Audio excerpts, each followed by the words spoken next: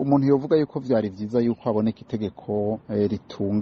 ritunganya bene ivyo bigo bifasha abo bakozi, ariko umuntu agiye kuraba iryo tegeko ubwaryo, iryo tegeko nshikiranganji, arabona yuko harimwo amahinyu amwe cane cane kumengo leta igomba gukamisha ivyo bintu vyo kurungika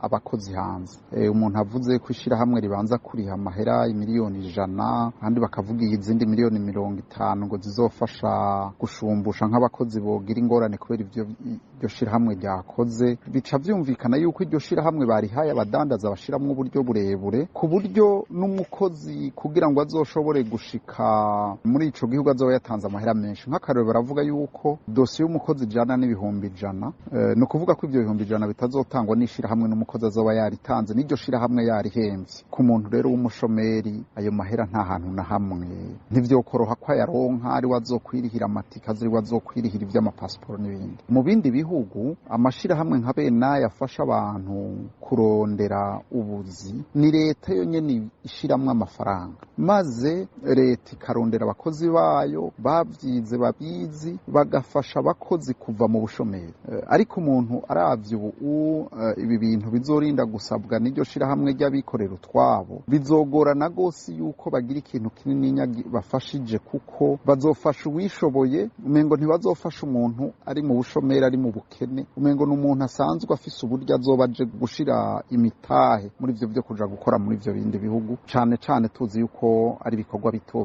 bikorwa vyo mu nzu bahembwa amahera bayabaye.